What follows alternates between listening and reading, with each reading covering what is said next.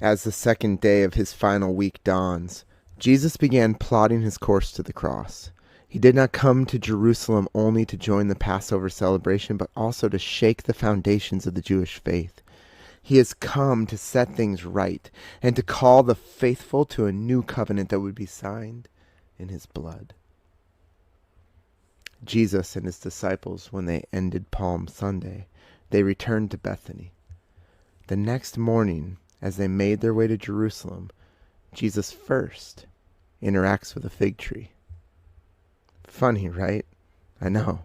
But what makes this moment interesting is that in several of the Old Testament prophets, Jeremiah, Hosea, and Joel, the people of Israel are likened to a fig tree. In each case, the fruit of the fig tree represents the faith of God's chosen people. In Jeremiah, the tree is barren.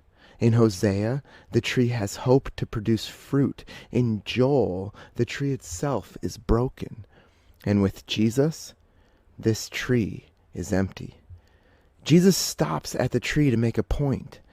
As he curses the fruitless tree, he was signifying to his disciples his disappointment over the fruitless faith he has found in Jerusalem, pronouncing judgment on God's people before making his way again to the holy temple. As Jesus and his disciples entered the city again, the excitement of the day before had not yet faded. The crowds were watching Jesus to see what he would do. There were many expectations for this long-awaited Messiah. Some thought he would bring back the glory of the nation of Israel and usher in a time of political might. Others saw the Messiah as a corrector of injustice, ready to defend the poor and raise up his broken people. Still others expected a prophet and a religious leader who would help Israel return to her glorious place as the people of God under his rule and law.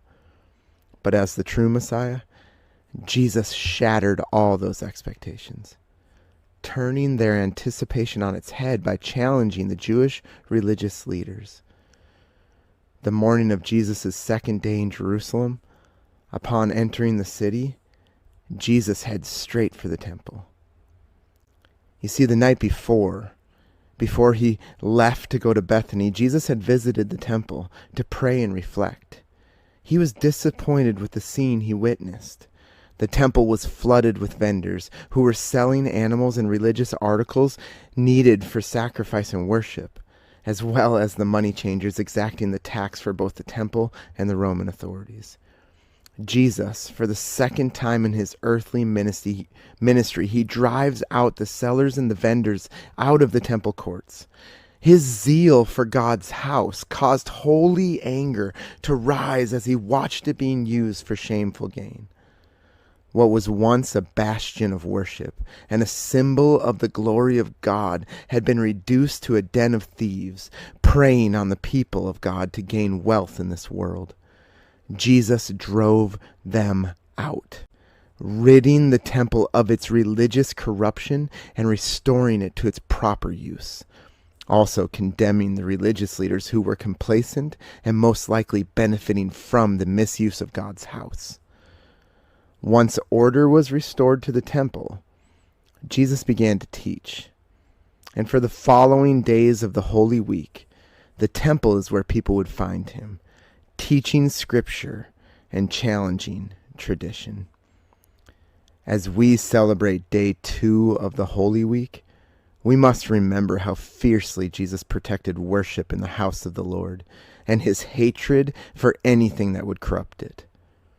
Let us tremble at his power and reflect on the purity of worship in our own hearts as we continue to behold the scenes of Easter.